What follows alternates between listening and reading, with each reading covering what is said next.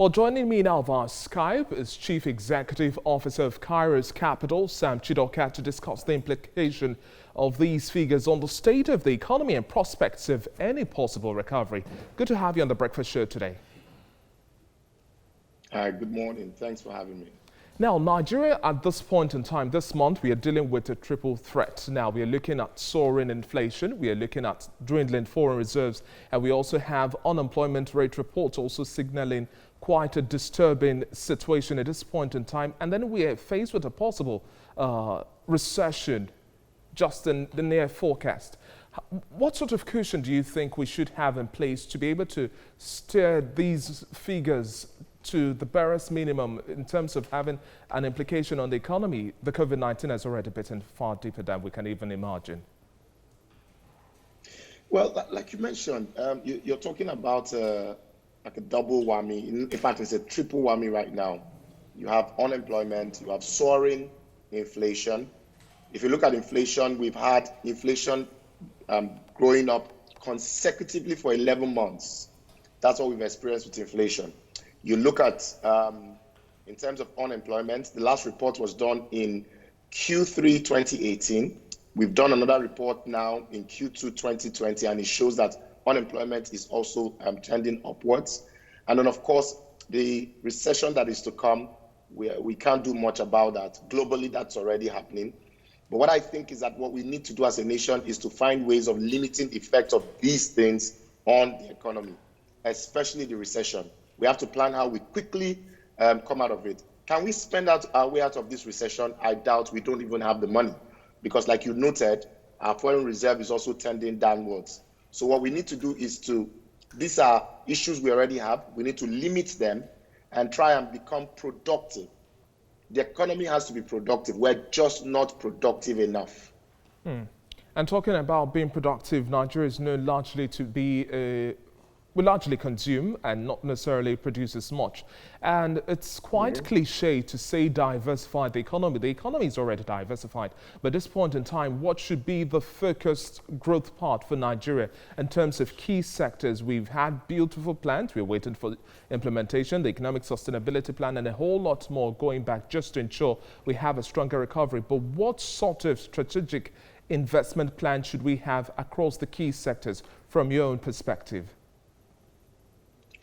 So it's news to my ears that people are beginning to understand that our economy in itself is diversified if you judge it by GDP, right?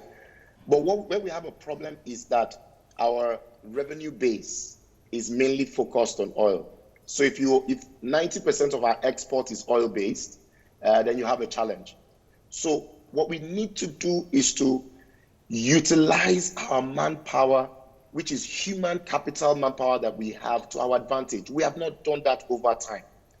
You have close to 200 million people or slightly over, but these 200 million people are not productive. In fact, if you look at the unemployment report, it is worrying that the more educated you are, the less the chances of you getting unemployment. So what are we saying to people? Stop going to school so that you get employed. The PhD holders, BSc holders are most hit with unemployment. So we have to find other ways of making sure that everybody's not looking for white-collar job, but the blue-collar job, people are also working in that sphere, and people are productive. We're not producing enough for a nation. We're not exporting enough. If we can diversify our revenue base, begin to export products like we used to do. We used to have cocoa in the southwest, granite in the north, coal in the east. We need to go back to these things. Okay, Sam, if I'm a button now at this point in time, looking at forecasts now as well from your perspective, you've had quite an interaction with so many businesses and also looking at the avenue of exploring the capital market. But at this point in time, funding still remains an issue and we cannot necessarily continue borrowing. But going back to the key sectors now, with the unemployment rate also soaring at this point in time, how then do we go back? You made mention of utilizing our human resource properly. How then do we find a way navigating through? So in terms of funding, the capital market is available to fund key infrastructure projects. I mean, there's a talk around setting up a 1 trillion infrastructure fund. It's possible. The capital market, we the operators in the capital market are willing to work with government to make this a reality. And we have our ideas Just yesterday, the Association of Issuing Houses had a meeting with the Securities and Exchange Commission, and we were banding ideas of how we can do this and help government raise the required infrastructure fund to fund the deficit in infrastructure. It's possible. But the challenge we have also is that funding cost is quite high in our economy. So imagine a Nigerian businessman, if you borrow money at 24% and your counterpart in another country is borrowing money at 2-3%, it's difficult to compete. We need to bring down the cost of borrowing, and to do that, we need to bring down the cost of doing business in Nigeria. Now, we've had so many predictions as to the recovery pattern that we would have for Nigeria. But at this point in time, where we are already in the midst of the third quarter, almost wrapping up, the pattern of recovery still remains bleak. Cautious optimism is the current sentiment. What's your take vis-a-vis these recently released figures we are having in terms of our economic report for the month of August? Well, I think that it's even a bit early to start talking about recovery because the full effect of the recession hasn't quite hit. So recession is 2 consecutive quarters of negative growth in GDP. We haven't experienced that yet. We're going into that. But in terms of just the economics of it, I would like to see a V-shaped type of recovery. So where we go down quickly and come up as quickly as possible. But I think that from where I stand, I see more of a U-shaped type of recovery instead of a V-shape. What we don't want is a double dip. So when you have like a W-shaped type of recovery, that's what we definitely don't want. So my best case is a V-shape, and worst case is a U-shaped type of recovery. We go down a bit and we come back like in 2016. And then talking about our current macroeconomic indices we have playing out, expanding production capacity, improving our export base, and also sanitizing the tax system, some would say is the way to look inwards and also provide a sustainable plan of recovery. Wouldn't you say? Yeah, well, I agree. But, you know, if you speak about the tax system, the truth of the matter is that we just don't have enough people in the tax net. And one of the reasons you don't have enough people in the tax net is because we don't have enough data. So that's why I like the fact that we're going to do the digital identification. We need to know who a Nigerian is. We need to be able to track people and know, begin to align the various data that we have from BVM to your tax identification number. So when you're doing bank transactions and you're not paying enough taxes, we can tell. But really, you can only tax those that have money. You can't tax those that don't have money. And then going back now to the inflationary pressures we are dealing with, we see a rise in urban inflation as well. We see also food prices also skyrocketing, and we are slowly getting towards the ember month at this point in time. We've had so many job losses as well. The bargaining power or purchasing power of the average Nigerian is largely limited. So what's also your forecast in terms of how we're supposed to sustain, just even looking at the basics, food? Well, so if you look at the CPI, you'll find that food is a major determinant of what speaks to our inflation. Because then again, if you look at the MBS report, it says that average Nigerian spends about 60% of his income on food. Today, food inflation is over 15%. And going to the ember month, you expect that to even rise. And then if you check also the issues we're having with the food belt of the nation in terms of insurgency and all of that is affecting food production.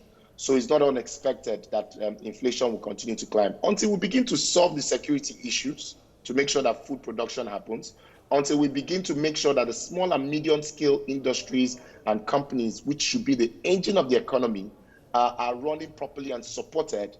You're going to have inflation continue to tend upwards like it's done in the last 11 months. And that would definitely affect our revenue generating capacity as well. Now, let's wrap up conversation. Utilizing our human resource, doing better with assessment and also investment in emergent sectors at this point in time, especially with the reality of job cuts all across. Talk about aviation, tourism, the services sector is largely bleeding and still dealing with the impact of the COVID-19. How do we find some sort of plan to utilize our human resource, going by the figures we are also seeing, unemployment, and the ripple effect. Once the mind is not properly engaged, we know the worst can happen.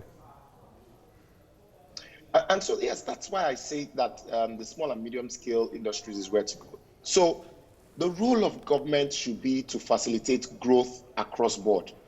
I think that we must have a unified way. So if you look at the conversations coming around, You find people setting up small companies, and then you get multiple taxation, you get all kinds of levies. Some state governments will come up with all kinds of levies that small businesses ought to pay. This ought not to be. What we should do at this stage is encourage these small businesses to grow. They are the engine of the economy. They are the ones that would have the highest level of employment, not the big companies. How many people can Dangote employ? How many people can the banks employ? But when you have multiple small-scale industry companies, small-scale companies, they can employ millions of people, right? So we need to encourage them, make them grow. As they grow, the economy begins to grow. Don't tax them first. Let them, not just about taxing, don't levy them overboard yet and they die before they even stabilize. Help them to stabilize, and then over time, the taxation and levies that will come will help the state and federal government. Well, federal government is already taking cues from that and working on interventions to just help provide cushions to manage the shocks we have, especially for the SMEs that are hit most badly. Thank you very much for your contribution on The Breakfast Show today. Sam Chidoka.